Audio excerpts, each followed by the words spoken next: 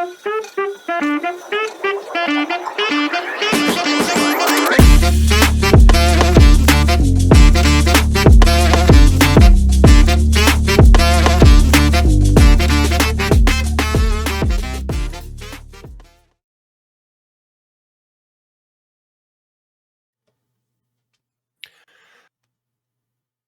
Monday, everybody, and welcome back to another exciting episode of You've Already Peaked Gaming Podcast, featuring your hosts, Locarthemanbeast, also featuring me, Redacted.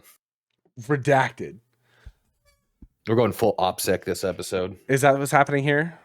Catholic Church has been coming down hard on me. Yeah. I'm in an undisclosed location right now. I'm not letting the Pope get anywhere near me. You look like you're about to, have a jihad? Oh, the Crusades are on. Did you not hear? Oh, no. The Crusades are on. Are the Crusades going on? Are we ready to go? Are we Dust Vault? We have sided with India. Pakistan's going down. Man, that is that's a decision. Is it? I mean, we haven't technically been crusading for the last fucking 25 years anyways. Agreed. Let's just put a name on it. Let's just go. We want your fucking oil and we're coming for it. Yeah. Natural fucking resources, baby. We definitely didn't try for 20 years and fail miserably, so yeah, well, fucking just learned nothing. Yeah, we absolutely did. You know what? Coffee, hold on. We go ahead. We got tired, so now we'll just add in another country. That's why we sided with India. Oh, they want to do it? All right. Well, they can just pick up where we left off. Okay. Sorry. I'm fully redacted this episode. Yeah. Full OPSEC. Where did you get those goggles? The same thing I get all my cool shit. Amazon. Oh, okay. Because those are actually kind of dope.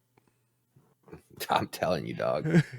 I'm out here fucking Tarkov and IRL. I don't have time for my computer, so I just buy shit on Amazon and walk around my house for the 2 hours I have while I'm making my lunch for the next day of work. Are you just like, I'm playing with my friends? You just go through a door and then lay down on the ground like, oh, it was a scab buckshot. Just wait. Man, this has been a crazy, exciting week. There's a lot of cool stuff that happened this week. Let's talk about it. First off, Dungeon Crawler Carl, what? Hey, whoa. Hey. Let's save that towards the end, huh? You want to save that towards the end? Yeah. I mean, I thought this was a book club podcast. Listen, we'll get there. Okay. I know there's a lot to dump on that. I mean, it's just dumping on you, right? No, actually, it's not dumping on you. I mean, it sucks for you, but like, whoa. Okay, we'll save it to the end because man, I want to hear all of it, but let's save that towards the end. So sick. Okay. Anyway, I'm kind of getting excited for Borderlands 4. I was thinking the same thing. Okay. All right. Good. I've been looking at it a lot, like all like the releases and stuff. It might just be nostalgia, you know? It might be. Man, it's like Star Wars. Like, no matter how bad it is, I still want it. You know? And, you know, if it's bad, I'll deal with it. But I am excited for it. I do think, I've been thinking about this. I don't know how we're going to do it. I want you to come out to my place. Okay. I want to sit down. I want to set up a camera. I want us to watch the Borderlands movie. Okay.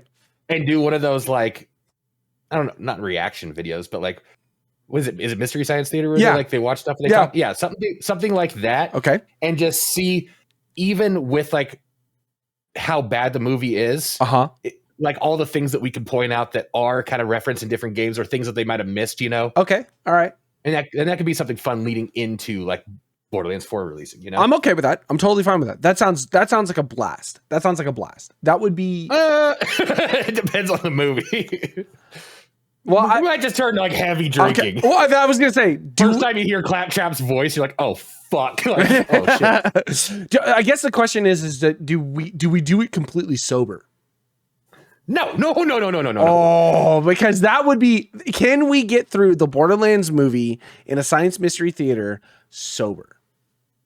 No. That was never the plan. Sobriety was never even on the table. But I think we should come up with like a drinking game somehow. How far can we go before it either goes to shots or the shotgun? Yeah, that's true. Yeah. I feel like there should be some kind of like drinking game involved. Okay. So that if it just starts derailing, it's not our fault. It's like, to us. We set up to not like every time like you like cringe, you take a shot or something like that. But something that's like established to where like a big lore miss or something like that. It's like it's a shot. Okay. Or like something that like is out of character is a drink of like a beer or something. So all of Roland. Yeah. That's a tough one, man. Yeah. How about we do shots if we get a reference from the game, right? Like that can be one where it's like, oh, that's a reference from the game, and I know that, and that's from the second game or something like that. You know what I mean? If there's something along those lines, that would be worth a shot. I think that would be a good way of doing it, because if we were just shooting for the negatives, like the opening credits, we'd be blackout. Yeah. I don't know. I think we need to like come up. Okay. It's gonna be hard if we haven't like seen it though, because we could just be setting ourselves up for failure. Yeah, absolutely. But something like that, where our mission is to not just watch it, but kind of like point out things. Okay. Because I'm imagining we can't have like the audio for the movie, right? We get copyright stricken. No, I think if we do it as a review, as a reaction review, I think we can have the audio. Okay. I think it has to be labeled. We'll have that. Yeah. Okay. I was just thinking about that. We've been like kind of toying with the idea of like having like a screening and stuff with Borderlands coming up. Could be fun. I mean, I guess it all depends on how we do it. We would do it as like how we normally see this here, and then we put the movie down in like the corner, so it's not the full movie, and then I think we just reduce the overall audio of it, and I think we could probably get away with having it on screen. But that's a 2-hour movie for us to hopefully get through. I love the idea that like we've got this whole idea in our head to set this up, and like 45 minutes into it, like we're gone. We've given up. Yeah, we've given up. We're moving on to something else. The game is off. We're playing Bloodborne. Yeah. But it's one of those things where, because I've been watching all the stuff for Borderlands 4, all the trailers and all the things, it's got the Borderlands-y vibe to it. And I'm like, I don't know if that's just the marketing team because they've been doing it for 3 games, 5 games, whatever, however many games they've done now. But it's like, if it's the marketing team, kudos to them because they've got me hooked. But if it is actually on the lines of Borderlands again, it could be cool. I watched some of the gameplay and stuff too, and like the way that certain movements and things are working in the game, like it doesn't look bad. Doesn't look bad, and it doesn't look like they've done anything so drastically that it's like outside of the realm of what Borderlands already is. The graphics are a little. I'm not. Yeah, we've talked about that. I'm not like sold per se, but it's. I know. It's like I know. Nostalgia will carry you. The thing about and my Spotify. So like you have this thing where it's like, hey, I'm your daily DJ. Like he's very like racially ambiguous. Like for some reason, when rap songs are playing, he sounds a lot blacker, but then like he gets really white when rock songs are playing, but it's still the same person somehow. Okay. Anyways, like I'll be driving and they're throwing like, I'll get like Caged Elephant, I'll get Doomsday by Nero, and I'm like, what are you doing? Like, are you like watching like what I'm watching on my phone? And you're just like, I'm gonna kick this in there. It's the algorithm, man. Okay, here's the thing about Borderlands I think is worrying me the most is that Borderlands for me has always been like, yeah, it's a great story or whatever, but it's the comedy that's invested in it. Yeah. Ooh. So I'm Dungeon Crawler Carl kind of like ticks on that comedy. It does take on that comedy. God, can you imagine if it was like shot in like an animation like that? So, we'll talk about that. You want to wait till the end? Okay, we're waiting. Hold on, I gotta get this out of my. It's vibrating. It's gonna. I don't know if it's picking up on the mic, but like I can't. There. Oh my God.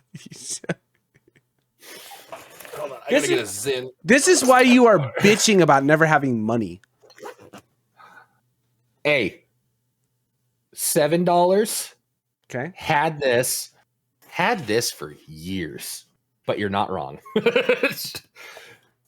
You're not wrong by any means.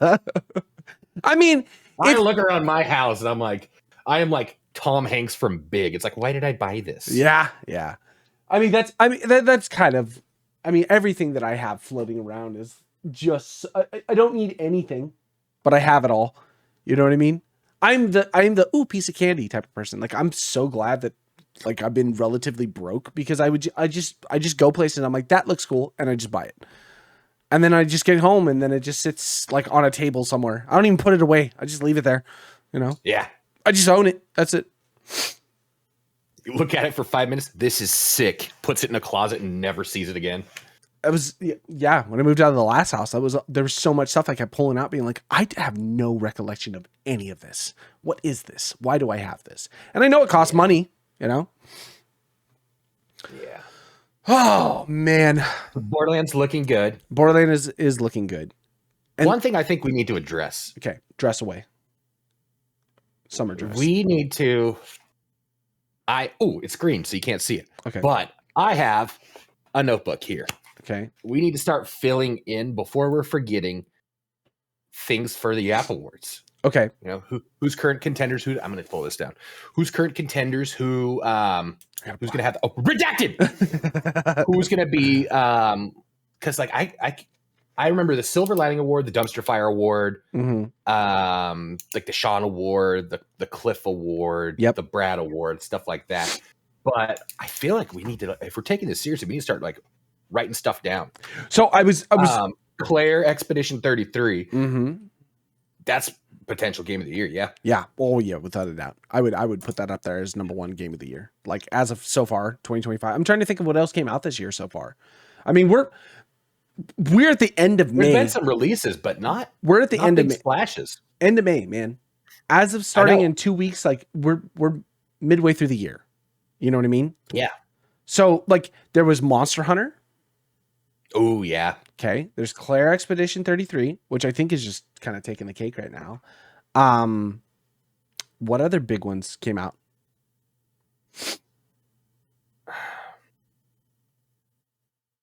Kingdom Come Deliverance 2. Yeah. But I don't think that's game of the year contender. No, I think it came out. I think it was cool, but I don't think it made the splash that everybody thought it would. No. I don't think that qualifies it for what do you call it? Silver Lining either, because it's not like it came by surprise. Like it was supposed to be. It was, yeah. I think it's big, you know. Maybe it falls under like a labor of love type of game, because like from the first game to the second game, you know, the implementation, all the stuff on it. I mean, really, honestly, so far there's just been nothing. This year has not.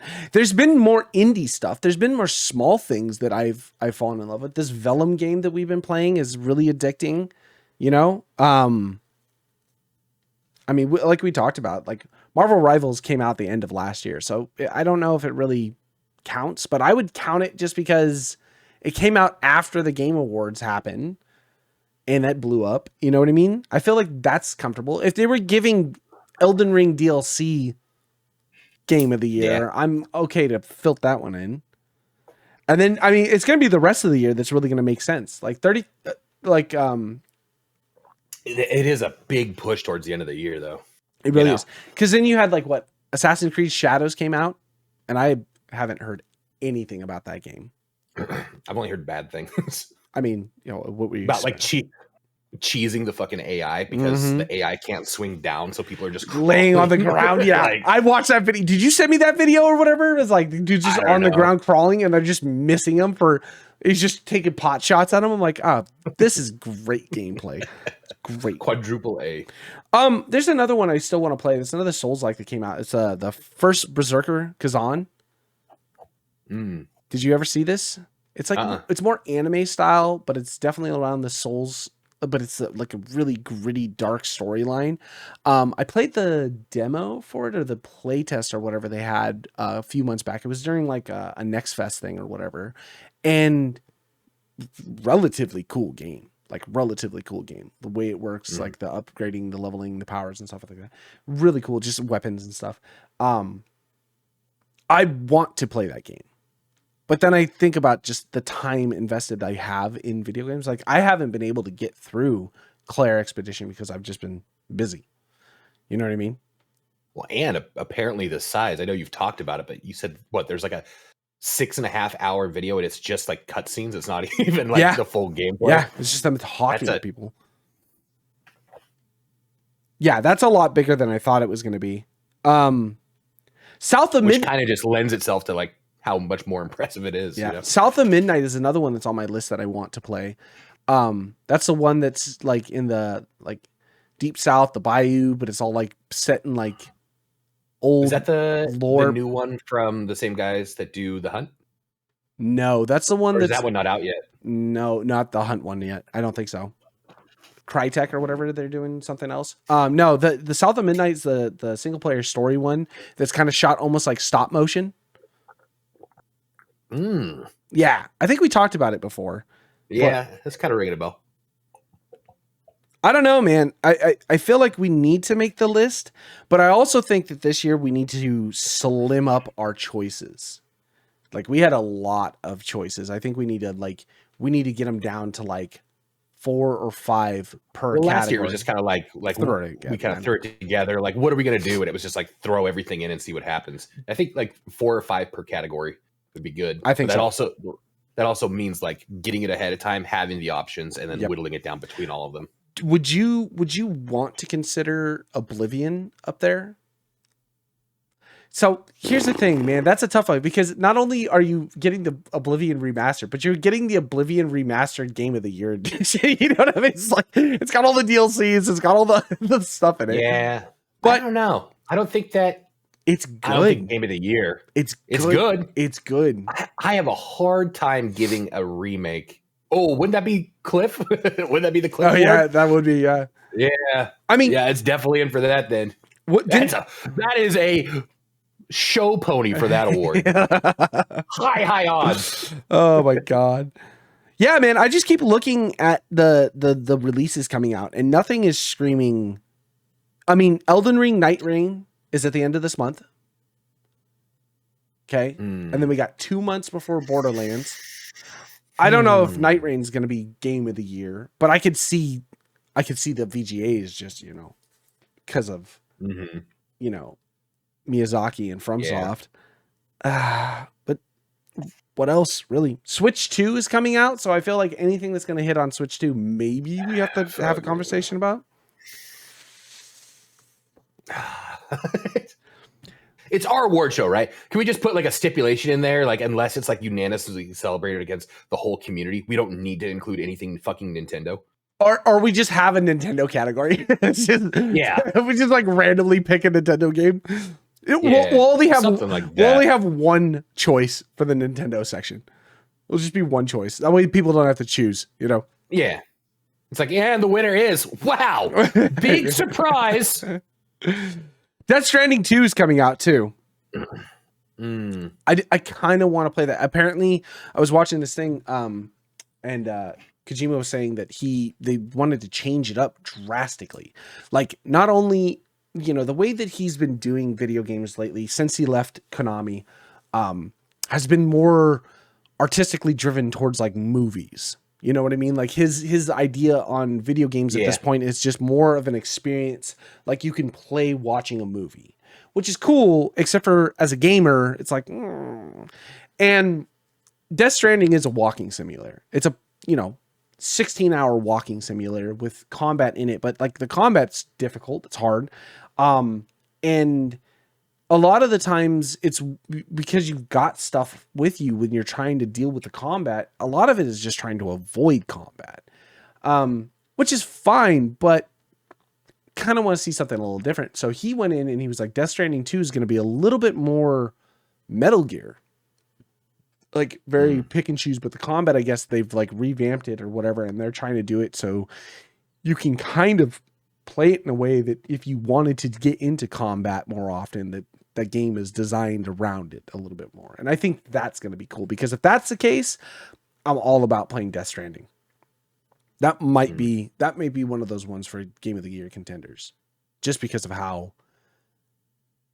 God, see, as you're talking about all this stuff and all these like possibilities, what I'm thinking of most is where are we going to find the time to accurately like get into these You know, that's I think probably the hardest part. Before the end of the year, yeah, they're going to do a big push. Everything's going to drop like August, September, October, November, and then we're going to have to dive in, at least give everything a few hours. Yeah, I don't even know if that scratches the surface on a lot of these big ones though. So here's where we get to July time period.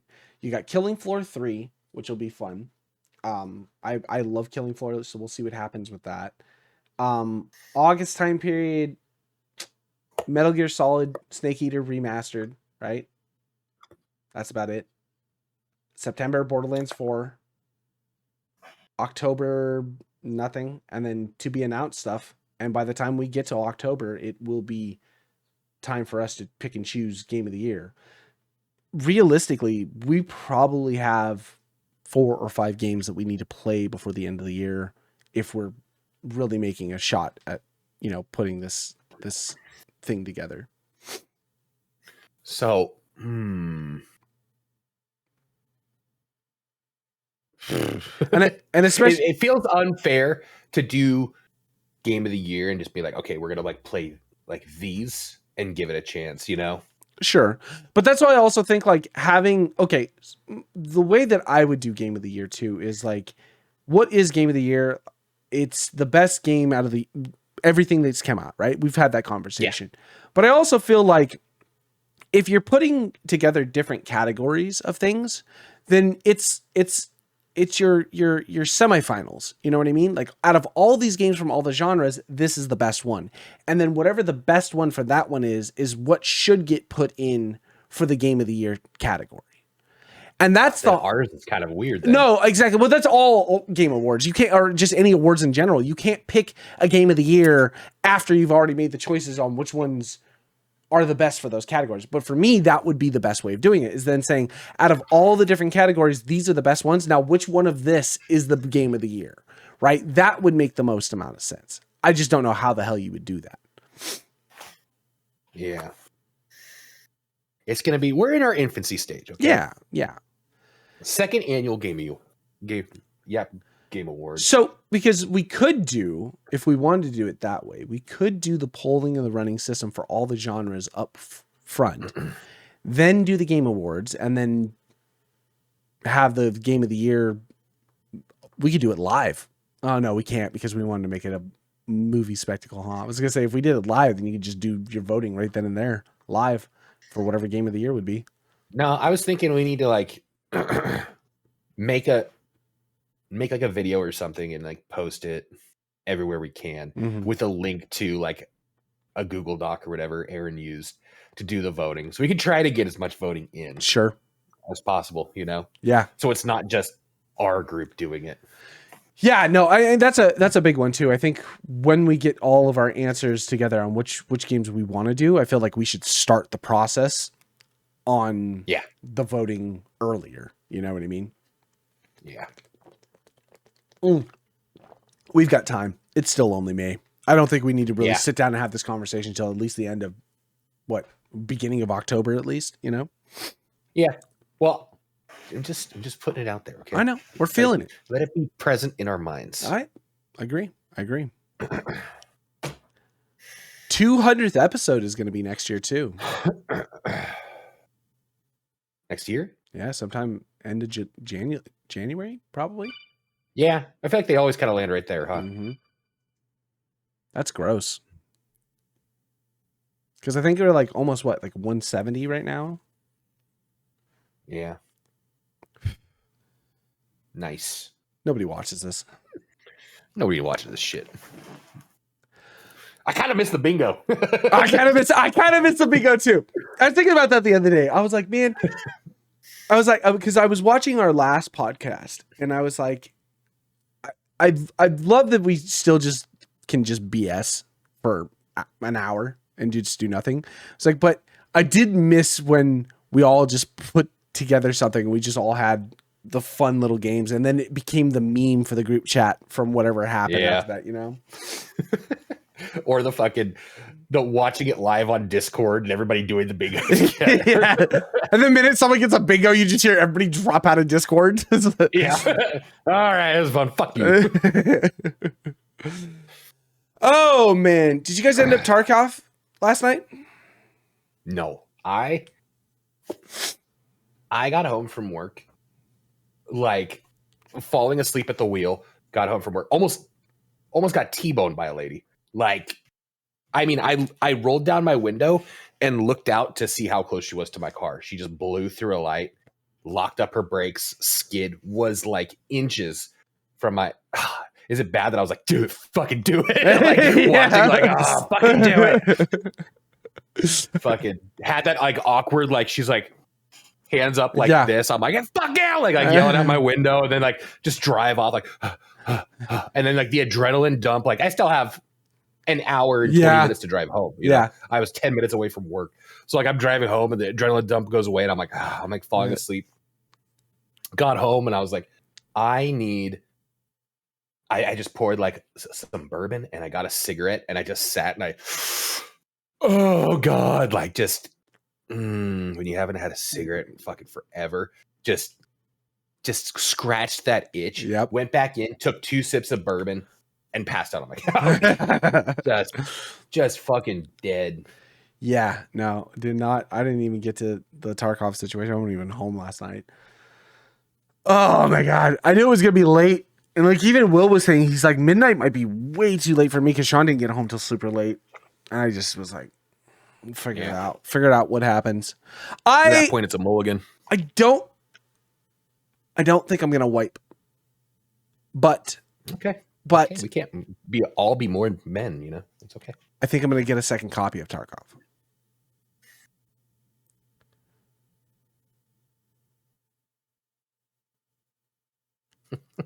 Okay, wait. Now just hear me out because me and Aaron had this conversation. Yeah, no, talk. Yeah, because you're already going on a different. I'm not going to buy anything. I'm just going to buy the base edition. You know, just so it's a second account. Whatever, no big deal. I'm just going to hack on that account only. On that account only. But no, I just was thinking about it. It's like how much is invested in the PvE version of my game, and the fact that there's been so many changes and so much stuff that you lose, you can't get back. The struggle bus to get back. No, it's okay. Well, listen to me. I'm listening. What if Sean doesn't? This is not a podcast. Can we not talk? We can. You're right. My bad. Sorry. Go ahead. Oh, I'm done. Go ahead. No, I'm fine. Yeah, no, we're good. No, we're. What if Sean doesn't? What if I wiped for no reason and I lost my millions upon millions? Oh, I don't care. It's a fucking game, huh? It is a game. It is a game. Huh? But what I enjoy about the game is what I have right now. I like my scav rep. I don't want to have to regrind it. Look at what we have. I don't have time and effort to get back into Tarkov the way that we were doing it last year. I don't want to lose all that if he doesn't take the hooks. I would rather spend $50, get a second account, and just do it that way. Once Sean is like rolling in the dough and he's moving and grooving, then it's not going to matter. Plus, there's one person that's happy about this. His name's Nikita. This is what he wants from you. Yeah. This is why he did this. Yeah. I've already given him money for the extra stash space. Give him a little, you know? Sure. Let the people have all their stuff. Then take it away and make them feel like if they want to wipe, they must buy another. I mean, I can kind of see that thought process. I like the idea that if I bought a second account, you're right, I could just hack all I want on live.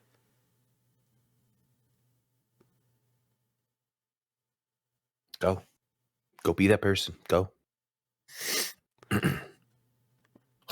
No. For me, the wipe is I lose a lot in PvE, and I don't know if that's the most fun. Plus, if Aaron's not gonna wipe, I don't know if Will's gonna wipe. So it would just be us losing everything.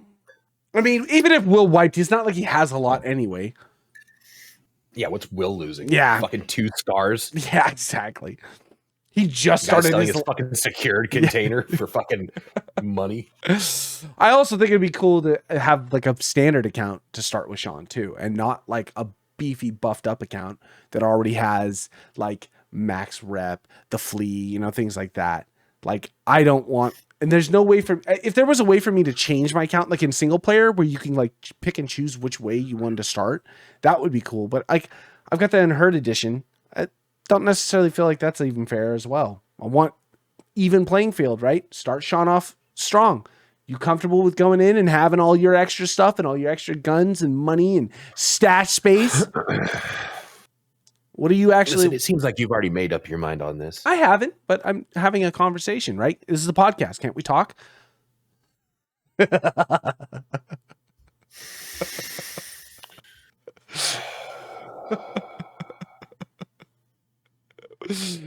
We're talking. We are conversing.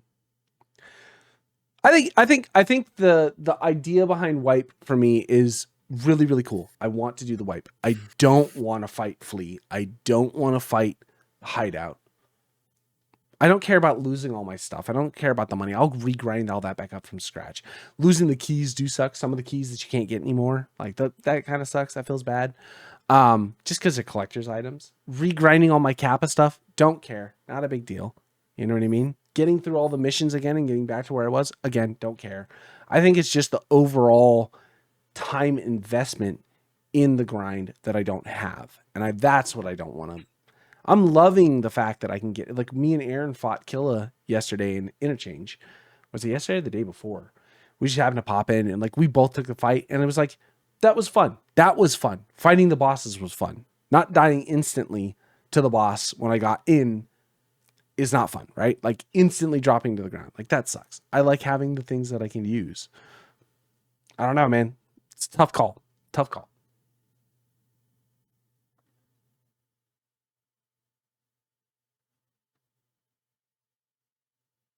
Yeah, I hear you. Why haven't you wiped? Do it right now. Do it right now. Do it right now. Oh God, yes. Yes.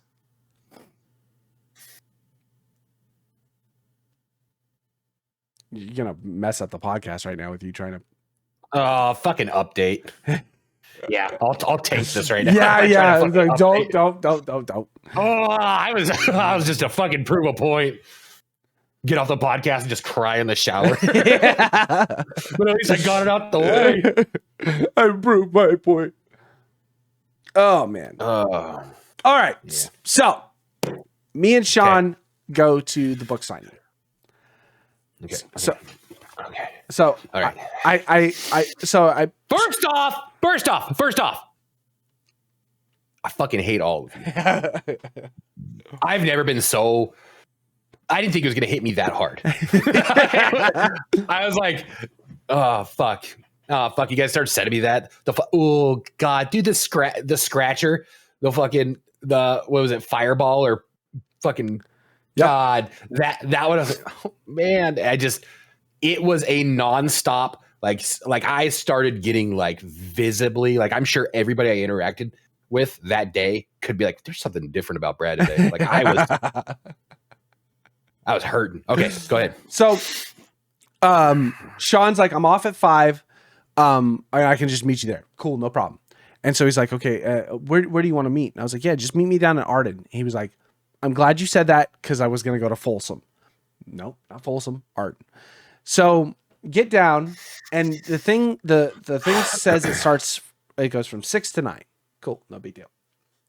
So we show up, and we walk in. It's like 5:45 or whatever, and Sean's like, "I'm gonna buy the book." I was like, "Okay, cool." So they had a copy of it sitting there. He grabbed it. We go up to the cash register. We're bullshitting. We're talking. Bunch of people there. There were so many people there, and we get up to the register, and Sean's going to buy, and blah blah blah blah. And I look over at like they have all the books sitting behind the register, but they all have like rubber bands and then like a piece of paper attached to them. And I just happen to glance and I see my last name. And I'm like, well, I'm sorry. Because I already bought my book. So I was like, what, is that is that my book? Like, what is that doing there? And she's like, oh, you have to buy the book here. This is how you get into the thing. Yeah. And I'm like, I remember seeing that on the thing when you sign up, you have to buy it. right. So I was like, I already bought my book. And she's like, oh. And she just pulls my wristband slip out. She's like, you can just have it then. Sick. And so we're sitting there and Sean's like, oh man, it's a good thing you caught that. Goes to buy his book. And I'm like, wait, can you check and see if there's a Taylor there as well? And she's like, oh yeah, it's right here. So Sean's like, oh, thank God that you noticed that, because that would have been a whole thing. Because the only way to get to the thing was the wristbands. So we walk up and, you know, the people that are running it are like, you know, everybody with a purple wristband, like, needs you up front. Anybody, you know, is in the Q&A or whatever, you can come and have a seat. And then everybody else kind of just push back so these people can get in. Because there was obviously a tier. You paid for it. Yeah. No, fine. No big deal. And so he comes out and everybody's hooting and hollering and cheering. It's like, you know, celebrity. Everybody's having a good time. And so we're standing behind like the bookshelves or whatever. And he just starts, before he does the Q&A with everybody, he kind of just did like a questions and answers. No, not really. But like questions and answers of just generic stuff. He was just like the opening for Saturday Night Live. Hey, yeah. Just flew in and boy, are my arms tired. So he was just telling us a bunch of stuff. He had 9 book signings in 9 days. So we were stopped like 6 or 7 or something like that.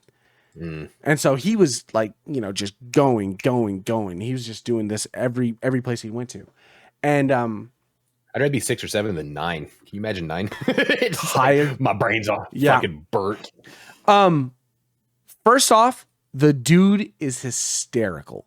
He's just I'd imagine. You'd imagine, Yeah. right? Like you read the book and you're like, man, whoever writes this has got to be a really interesting cat. Sure enough, he's just an interesting cat. You know what I mean? He's cracking jokes. He's making, you know, people are like, they're going through this questions thing and he's just kind of responding to questions, but he's responding to questions in ways that are informative and like fun and make you like reinvest in stuff. So we came to find out that, so the third book, Anarchist Cookbook. So the reason, remember how we were saying it's really weird how like the first 2 books were like really focused on this, and then by the time the third book got, everything kind of swapped a little bit, and it felt like the book kind of changed and the story kind of changed in its own right. So he has a Patreon, and what he did on his Patreon, I've been thinking about fucking signing up for it, right? Subbing. He puts a vote on his Patreon and lets people on the Patreon vote for things, and then that's how he decided to write the story. Anarchist Cookbook was Patreon voted for. So his readers, the community and stuff like that are what started that whole thing. So he's very good at not only just having the story, but then utilizing his community to see what happens. He takes votes on it. And like he was saying specifically, he's like, I've probably killed off Donut and Carl 100 different times. He's like, as I'm writing, I've killed them off multiple times. And then I've gone, okay, not today. And I just back it up and then go, he's like, and I still have all of that written down somewhere, you know, just multitudes of different scenarios that have happened. And I just keep writing and writing and writing. And then I'll put, you know, ideas that I can't really come to, I'll put them up to the vote, and whatever the community goes with, then I just take that idea and run with it and keep writing. And so again, this is all stuff that's all been done in the past, because obviously these books are old now, but like for his new book that he wrote, and then the 8th book that he's doing, because he's putting chapters up, like slowly introducing them on his Patreon and stuff like that. But that's pretty much what he does and how his writing style is. And that's what I think keeps it fresh, interesting, and fun. Yeah. And like even he was saying, he's like, I don't know who's going to die. I don't know how stories are going to end. I just write it. And then whatever happens. And we just kind of go with it. And then he just kind of talked about a bunch of other things. You know, he is in the talks with Seth MacFarlane's company to make like some type of live action. And then I guess there's conversations going on about a video game or some type of game adaptation of it. So, you know, it's kind of like, and he's like, I can't really talk about a lot of stuff, but it's things that are happening. We just need to kind of keep going. So, anyway, so throughout the day, he's just kind of lore dumping. He's giving us information. He's talking about different things. And in front of us, there's like the bookshelves or whatever. And so there's this kid who's like, he keeps raising his arms and like taking pictures with his phone or whatever. And like throughout the whole thing, he's like talking. He's like, I just keep looking over and seeing this phone like over the top of this thing. And we're, everybody's laughing and whatnot. So they start the Q&A. And like, he's like, okay, all the people that are going to do questions, come on. He's like, yeah, everybody line up. He's like, but first, I want a question from Phone Guy. And so like, this guy asked some like deep lore question about, Easter eggs that he keeps putting in all of his books that you notice. And he's like, I just want to know, is there, reasons for it? Or like, is there references and things we haven't found? He's like, Easter eggs are in there. He's like, I just really like certain things, so I always throw it in the story. They're reoccurring in all my books. He's like, but realistically, they're just for me. He's like, but I can guarantee you there's things that you guys haven't found yet. And so it's like, cool, And then people went in and asked a bunch of questions and had all these things, and it was fine. You get to that point where actual people start asking questions, and some of them ask really good questions, like, why is Donut's name Donut? And he's like, well, he's like, because he was explaining how he came up with the character Donut is at first she was just supposed to be a throwaway character. She wasn't supposed to be in the book, like farther than like chapter 1. And then, but he just kind of fell in love with it and kept going with it. But he said that he'd gone to like, pet shows, actual real pet shows and stuff like that. And he's like, and I went to this one pet show, and there was this tortoiseshell cat, and it just sat there fucking mean mugging me the entire time I was there. He's like, it was just a perfect character to go with, Yeah. Anyway, I don't know where I was headed off with that thing. Oh, so people are just asking questions. So there's some people that ask really good questions, and then there's just some people that are like, all right, let's get this one going. And it was really cool. He was just super nice about everything. He was just really open. He had this whole thing. And one person came in and asked a question about, I don't know, something about some backstory of one of the characters or some shit like that. And then went on to ask a different question. And Matt was like, who's your favorite like character? And he's like, well, it's probably Samantha. It's like, okay, all right. How about who's your favorite dungeon character?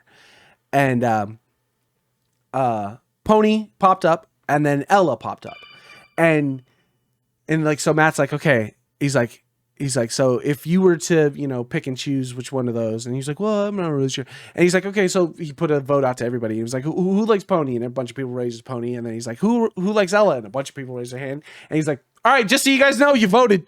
And he's like, I need a pen, I need to write this down. And we're like, what? He's like, oh yeah. So like, we're like, we have no idea what's going to happen, but he's just like, that was his whole thing. He just went with it. So we're like, oh fuck, did we actually just kill someone off? Like, oh man. Yeah. So anyway, it was, please tell me you killed Ella. I don't know. He didn't say, we all raised hands, and then he just was like, okay, you voted. And that was it. So he didn't even say like which one won. Just like in his head, he took a count and he's like, that's it. Yeah. Oh shit. Yeah. So Pony became like one of my favorites, like after his like whole thing. So again, it's one of those things like you just don't know what's gonna happen. So anyway, so that was he's really just winging this. Just winging. That's his whole thing. It's kind of beautiful. Yeah, that's his whole thing. Oh man. So anyway, so I get done with Q&A. So by this point, it's like 7:30. And they're like, okay, we're going to start the book signing portion of it. We're going to call numbers. And once your number's called, just line up and you can come in, get it. We're going to do, photos, candid photos or whatever. He'll sign your book. If you want it personalized or whatever, we'll come through and we'll talk to you. But just line up. And they go 1 through 50. Go ahead and line up. And me and Sean both look down at our wristband. I'm 307. Sean is 328. Ooh. And we're like, oh, fuck, we might be here for a minute. So we like walked the store. We ended up around 9:00. We ended up sitting down and talking to some guy for a couple minutes. He was just reading the book. We were just bullshitting with him. And we're like, what's your number? He's like, 417. And we're like, oh my God. We were in Barnes & Noble so long, their automated light system just turned all the lights off. They had to like go run back and like flick all the lights back on. So and by that point, it was like 9:30 or so. And they finally call our number and like me and Sean get in line and we're dying.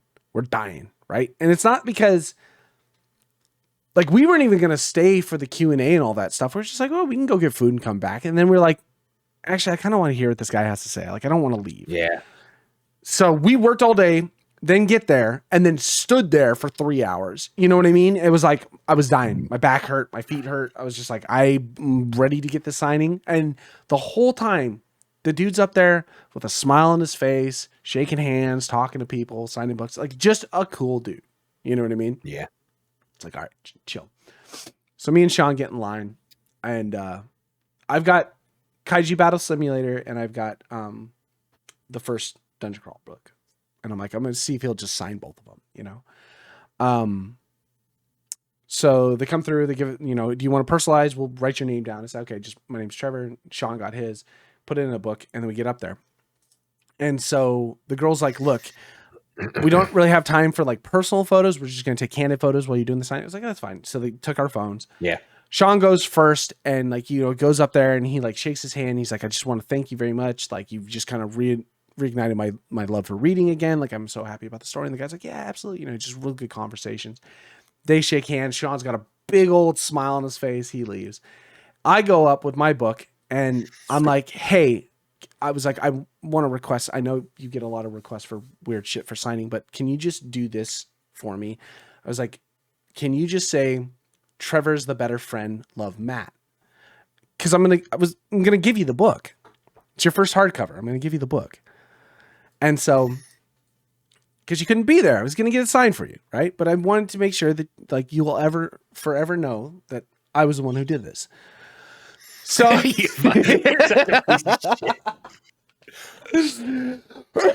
so anyway, so I go, you know, Trevor's the better friend, love Matt. That's all I need. That's all I want you to say. And he's like, okay. And he kind of like looks at me, kind of shakes his head. He's all, can you give me some lore dump on this? Yeah. Like you could see it in his eyes. He's like, I want a little bit of backstory. I was like, all right, we got a friend who could have made it tonight, but decided not to. And so he looks at. Okay, what? Whoa! Shush! You could have been there. You could have been there. So I'm like, I'm fucking angry. So he looks at Sean. He looks back at me. And he goes, "What a prick!" I'm like, exactly. So he takes the book and he goes, Trevor is the better. And he like looks at me and he goes, by far, friend. And I'm like, yeah, that's great. And he's like, what's your buddy's name? And I'm like, it's Brad. And he's like, he looks me dead in the eyes and he just goes, so fuck you, Brad. And I was like, yes, 100%. He's like, so fuck you, Brad. And then just signs his name. And I'm like, I appreciate you so much. And I was like, Kaiju Battle Simulator. I was like, I just want your signature on it. That's it. He's like, yeah. Signed it, shook his hand, turned around and left. He came up with all that. I didn't do any of it. I was trying to make it nice. I was trying to make it nice and pleasant. He's the one who dumped the whole thing on there. It could have been worse. Could have been worse. After like hearing everything, I thought when you were gonna say like you were signing it, because Brad's dead thow already. Oh yeah, book. Yeah, yes. Okay, I thought it was gonna be like, you want me to put a little tidbit in there?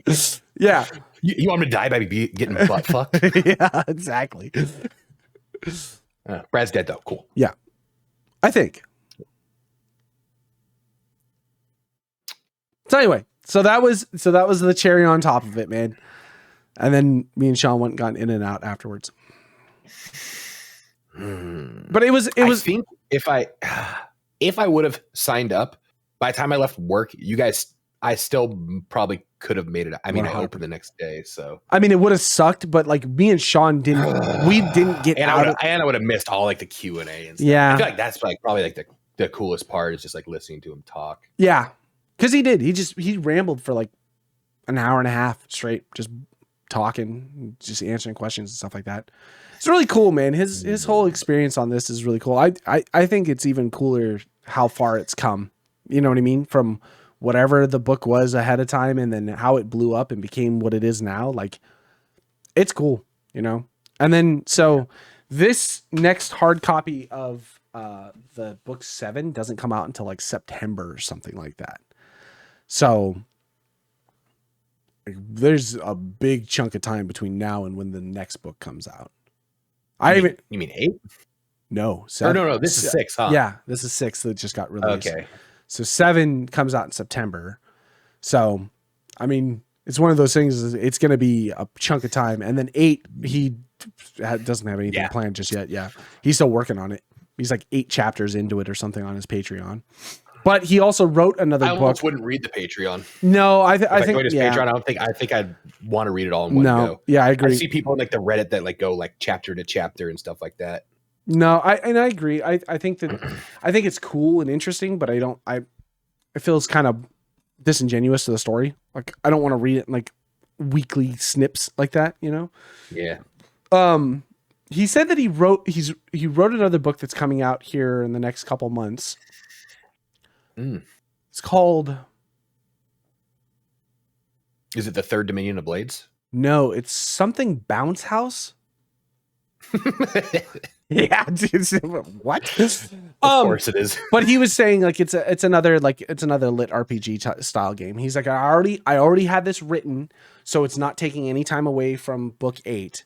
He's like, but that's he's gonna preface that before the fans go rabid. It's like Bonanza Bounce House or some shit like that. I can't remember what he said it was. I'll have to look it up. But yeah, he's like, it's coming out pretty soon. He's like, it's kind of around the same lines. And then he also said that they're looking at doing things where they were talking about doing a graphic novel. What did he say? Graphic novel? I think he was saying graphic novel, but also the graphic novel to follow other crawlers' adventures. So like how we've seen everything through like Carl and Donut's eyes, like we would be able to see it from other perspectives of other crawlers and other things. So I was like, that's kind of cool too. That'd be really cool. Yeah. Yeah. Even just, I mean, I'm sure you're already reading this one, right? I have not started it. I haven't. Oh, okay. Never mind then. My goal is to like actually sit down and try and like plug through it this week, but this is a chunky boy. You know what I mean? It's a chunky. And I'm not very far into it. This is 800 some odd pages, I think is what it is. And I guess the next one, book 7, was it book 7 or book 8? I think it was book 7. 8.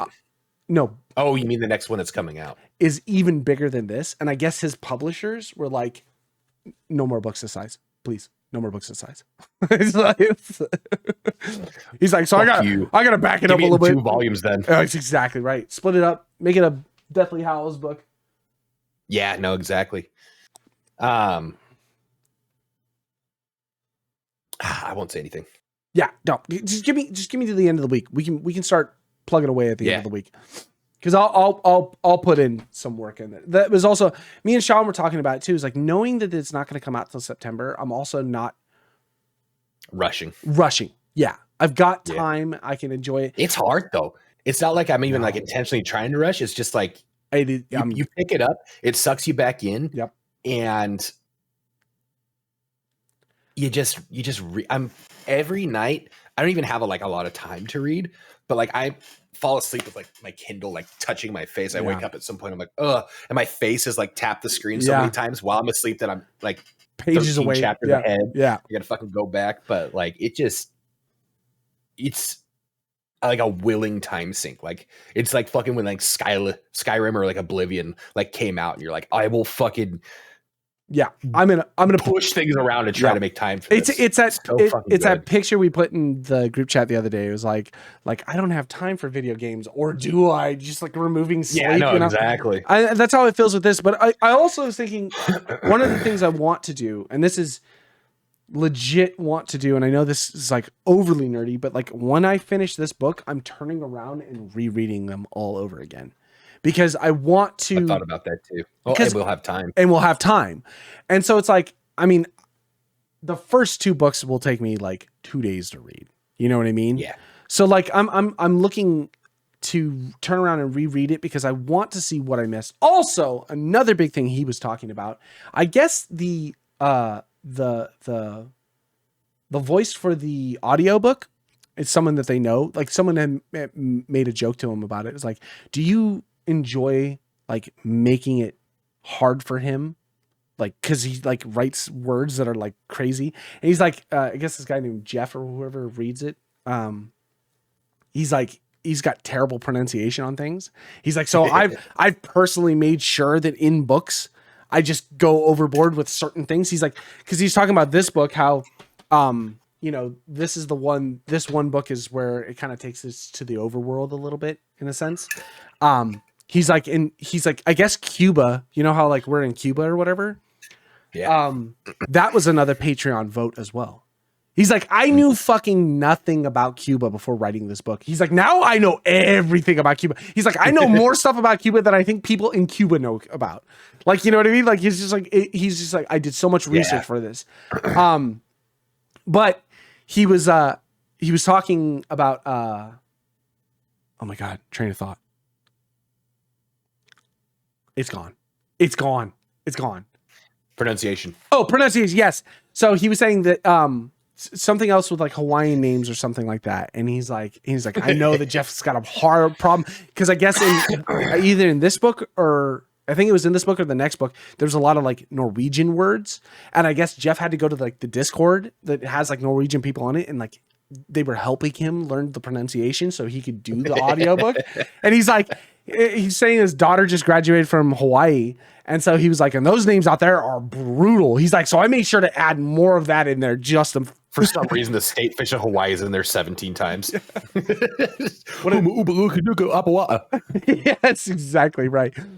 So it's just funny. So, but it was also a big thing that a lot of people there were talking about how good the audiobook is. And I tried the audiobook and I just didn't enjoy it.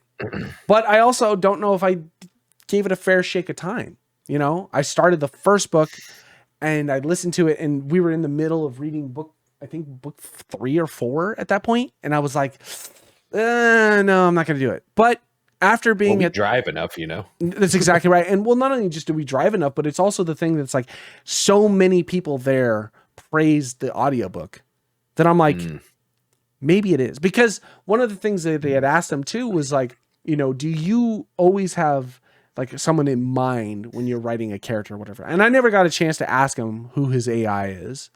You know what I mean? I just completely spaced. We were so late. It was so late. I just was like, I know he wanted to leave. I wanted to leave. Like, sign the book. Let's get out of here. But he was saying that he writes every character with someone in mind. And then what he also does is he will put all of his writing into like voice back or whatever, so he can hear it. And so when he hears the writing back to him, that's when I figure out where my mistakes are, or maybe that just doesn't sound right. When you hear it being spoken back to you, he's like, I do it that way. And so because he's super intelligent. So the fact that he puts so much emphasis into the way that it sounds or for the characters to read it and type of thing makes me feel a little bit more comfortable about it becoming a TV show or a movie or something like that. But then also it was like, maybe I should listen to the audiobook. Maybe, you know? Yeah. So we'll see. I'm going to kill this one and then I'll probably do the audiobooks and see how far I can get before I just pick up the books again. Cause I just want to go over the story again. And I know I've missed stuff. You know what I mean? There's things that happen even in the last book, they were referencing something and I was like, I just don't recall when that happened. Or like me and Sean was talking about something, he would bring something up. I'm like, when the fuck did that happen? Like, weirdly enough, I know I remember book 2. I don't know if I could tell you what actually happened in book 2.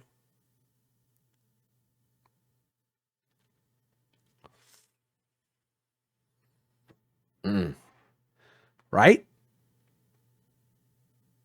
They got to the third floor in book 2. That's what I remember. The end book of book 2 is where he gets the soul stone, right? Doomsday device. So that's all wrapped around the circus, finishing off the circus. Donut becomes mayor of the town because they kill. Was the circus lady. book 2? I thought the circus was book 3. That's no, Anarchist Cookbook's book 3. Yeah. That was floor 4, wasn't it? Floor 3 is the one where they choose their powers. Was that the circus? No, book 2 ends with them going down into floor 3. Floor 3. Yeah, I believe so. See, that's what I'm saying. Something. I'm pretty sure I gotta reread 2 is where they have the circus. There he gets because it's the Doomsday device, so it involves him getting the Soul Stone, capturing the Soul Stone, putting it in that thing. Right. It's the introduction to the Beanie Babies. It's the introduction to Bautista. The first time they run into Bautista outside of that like warehouse where they have like all of the guards, right? The sentry guards. That's what I'm saying. Like that. I have the whole story put together. I just don't know where the story fits in each of the books. Yeah. That's why I think I need to just go back and reread them. Yeah.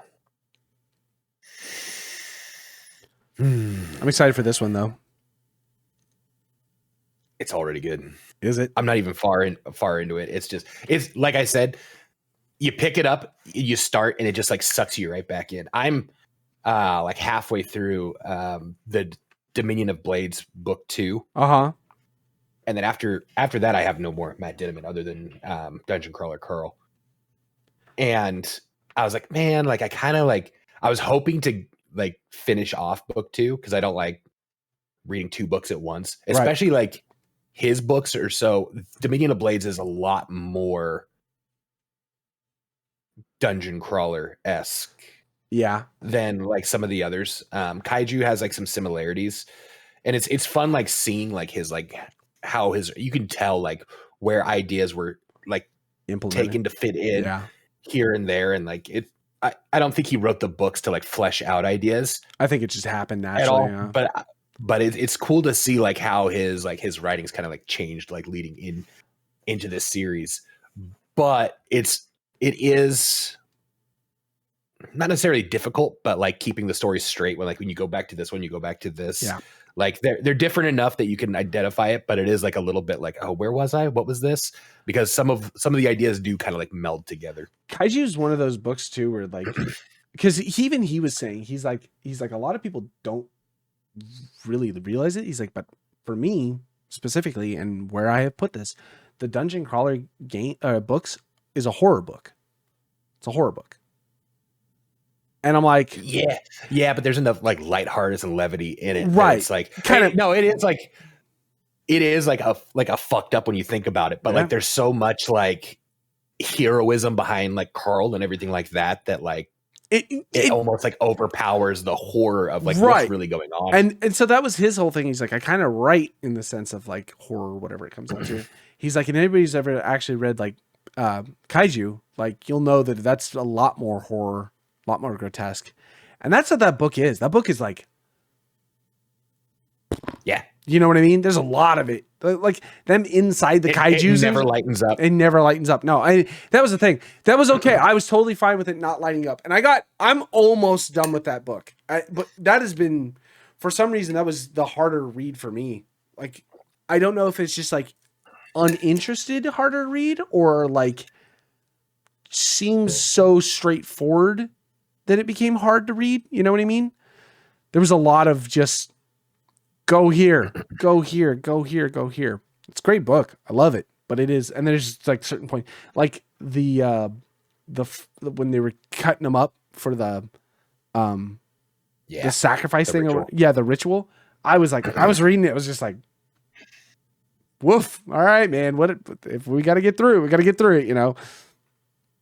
Yeah. So. Oh man, but it's a week of reading. Games are on hiatus until I finish this book. Should be a few days. Look at the size of this thing, man.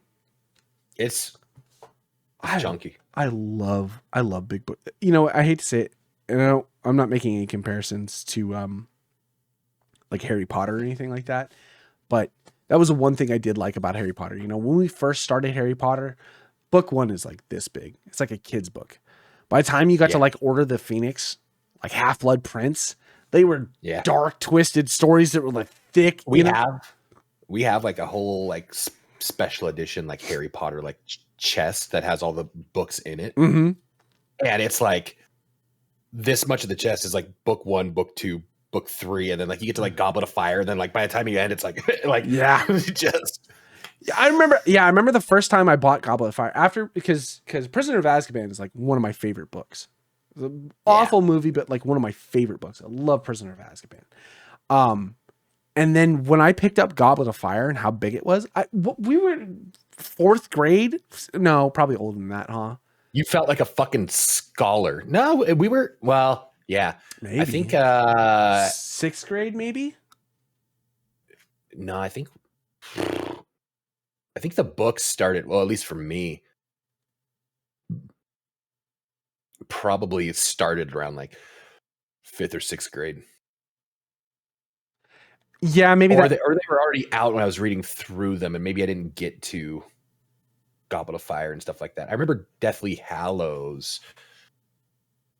That had to be pre-high school though. No, Deathly Hallows was definitely not. No, because we used to make fun of Sean because you fucking dork. Because in high school, Sean couldn't finish the book. We had all finished the book, but Sean wouldn't talk to us about it because his dad, all of his brothers and his mom would sit down and read one chapter a night together as a family.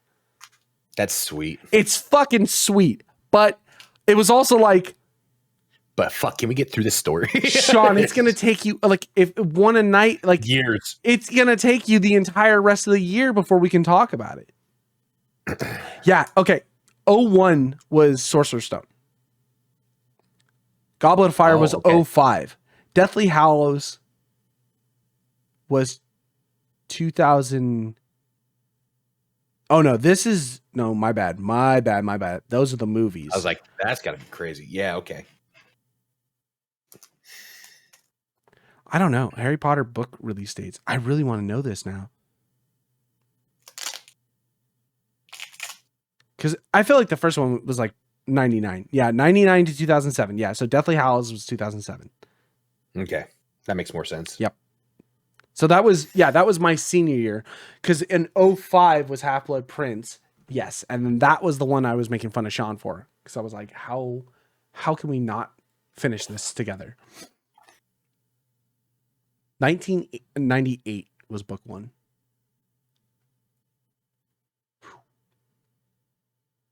It's a long time ago. So 27 years. So 5th grade? Yeah. For me? Had to have been. Yeah.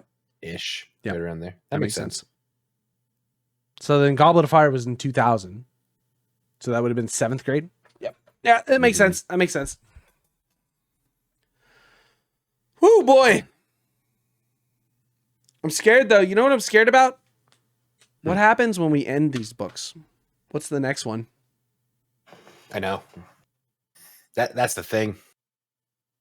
This is that like lightning in a bottle moment where like it pulls you back in and then there's going to be like a lull. Well, whatever his next book is, this Bounce House book or whatever the heck it's called, like I'll definitely be picking that up, you know. Oh yeah. I'll read some of his other works. But I'm also just looking for another good series, you know. That's now that like this love of reading has been reignited, I need to find another series. So, we'll see what happens.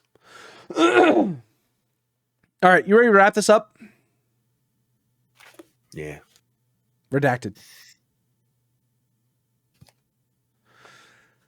All right, kids. Enjoy your week. It's Monday. I will not. This is something we need to talk about. I'm going to Hawaii this weekend. So no podcast this weekend. Or unless we want to try and shoot it earlier in the week. Let's talk. Let's talk. Let's figure it out. If not, there might be no podcast next week, and that's because your boy's going to get a tan, but like a bad tan. Like I'm gonna put sleeves on, but then cut out just this section, so only this burns, and then I still have like farmer's tan. And get like a trucker hat. Oh, or like a black trucker hat so it absorbs it, and then you get that like where like the snapback is, and then all the little holes. Yep, exactly. And then just the back right here has like the one panel. Oh, or something. that's what I'll do. I'll get fishnet shirts. Yeah. Ooh, that's a better call. And stockings. You might as well get the whole legs too. Just top to bottom. I'll just look like a checkerboard after I'm done. Love it. All right, guys, be safe, be good, drink your water. It's getting hot out. See you later. Bye-bye.